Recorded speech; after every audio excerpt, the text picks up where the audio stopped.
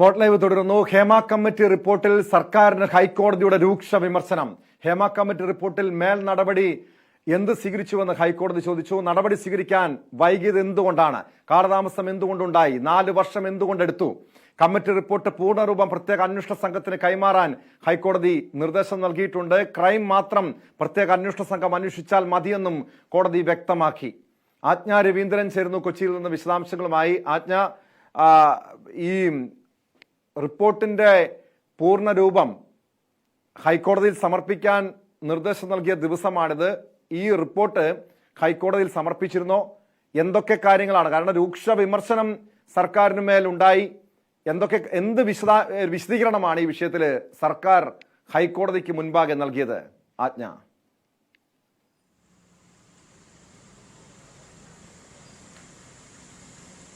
ഇന്നലെയാണ്, അതായത് 10-ാം തീയതിക്ക് മുൻപ് ആണ് സർക്കാർ ഈ ഹേമ കമ്മിറ്റി റിപ്പോർട്ടിന്റെ പൂർണ്ണരൂപം ഹൈക്കോടതിയെ സീൽ വെച്ച് കവറിൽ ഏൽപ്പിക്കണമെന്നും സമർപ്പിക്കണമെന്നും ആവശ്യപ്പെട്ടിരുന്നത്.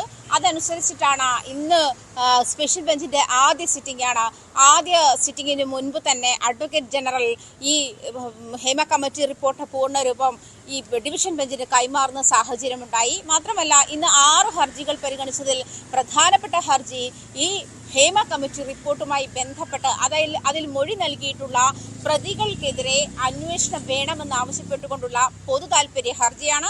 അതിന് പ്രത്യേക അന്വേഷണ സംഘത്തെ നിയോഗിക്കണമെന്ന് ആവശ്യപ്പെട്ട് തന്നെയാണ് പൊതു താൽപര്യ ഹർജി കോടതിയുടെ മുൻപാകെ എത്തിയത്. ഈ ഹർജി പരിഗണിക്കുമ്പോഴാണ് ഹൈക്കോടതി അങ്ങേയറ്റം രൂക്ഷമായ വിമർശനവുമായി സർക്കാരിന് നേരെ തിരിഞ്ഞത്.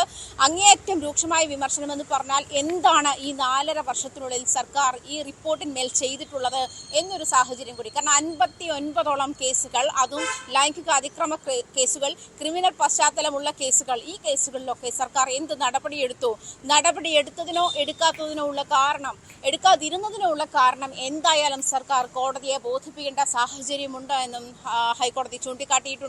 2019 ഡിസംബർ 31 സബ്മിറ്റ് ചെയ്ത ഹേമ കമ്മിറ്റി ഈ സർക്കാരിന് മുൻപിൽ ഈ ഹേമ കമ്മിറ്റി റിപ്പോർട്ടിന്റെ പൂർണ്ണരൂപം സബ്മിറ്റ് ചെയ്യുന്നു.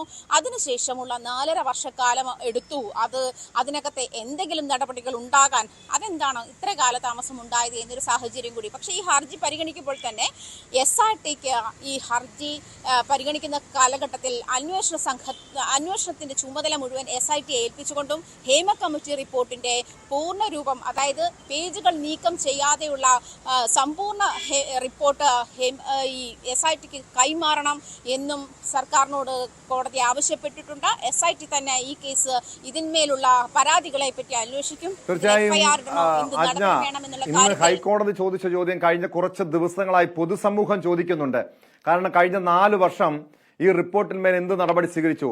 ഇതിൽ രഹസ്യ സ്വഭാവമുണ്ട്, അതല്ലെങ്കിൽ ചില വ്യക്തികളുടെ വിവരങ്ങൾ പുറത്തുവിടുന്നതിലൊക്കെ മറ്റു നിയമപരമായിട്ടുള്ള തടസ്സങ്ങളുണ്ട് എന്നതൊക്കെ വസ്തുത. പക്ഷേ ഇവിടെ ഈ ഹേമ കമ്മിറ്റി റിപ്പോർട്ടിൽ പറയുന്ന ശുപാർശകൾ, ഈ സ്ത്രീകളുടെ ഈ തൊഴിലെടുത്ത്, സിനിമാ മേഖലയിലെ തൊഴിലെടുത്ത് സ്ത്രീകളുടെ സുരക്ഷിതത്വം സംബന്ധിച്ച്, വേതനം സംബന്ധിച്ച് ഒരു കമ്മിറ്റി രൂപീകരിക്കണം, ഇത്തരം കാര്യങ്ങളൊക്കെ കൃത്യമായ നിർദ്ദേശം നൽകിയിട്ടുണ്ട്. ഈ വിഷയത്തിൽ ഹൈക്കോടതി ഇത്രയധികം വിമർശനം സർക്കാരിന് മേൽ ഉന്നയിച്ചപ്പോൾ എന്ത് മറുപടിയാണ് സർക്കാർ നൽകിയത്? ഇനി ഈ കേസുമായി ബന്ധപ്പെട്ട് കേസ് ഹൈക്കോടതി എന്നാണ് പരിഗണിക്കുന്നത്? എന്തൊക്കെ കാര്യങ്ങളാണ് നിർദ്ദേശം നൽകിയിരിക്കുന്നത്?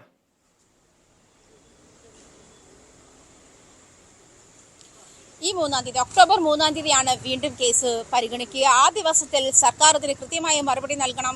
ഏതൊക്കെ കേസുകളിൽ നടപടിയെടുത്തു, ഇതിന് DGP പോലും എന്താണ് മൗനം പാലിച്ചത് എന്നൊരു ചോദ്യം കൂടി ഹൈക്കോടതി ഉന്നയിക്കുകയുണ്ടായി. ഇതിനിടയിൽ മാധ്യമ നിയന്ത്രണം ഏർപ്പെടുത്തേണ്ട ഒരു സാഹചര്യമില്ലെന്നും കോടതി ചൂണ്ടിക്കാട്ടി. അതേസമയം പ്രസ് കോൺഫറൻസ് നടത്തുകയോ, അതായത് അന്വേഷണ ഉദ്യോഗസ്ഥർ പ്രസ് കോൺഫറൻസ് നടത്തുകയോ അതുമായി ബന്ധപ്പെട്ട വിശദാംശങ്ങൾ മീഡിയയുമായി ചർച്ച ചെയ്യുകയോ ചെയ്യരുതെന്ന് കോടതി നിർദ്ദേശിച്ചിട്ടുണ്ട്.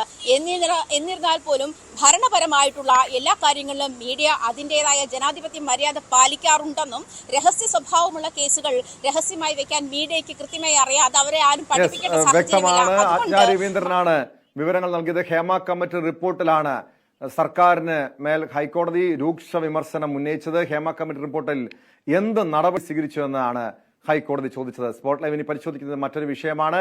അതിർത്തി തർക്കം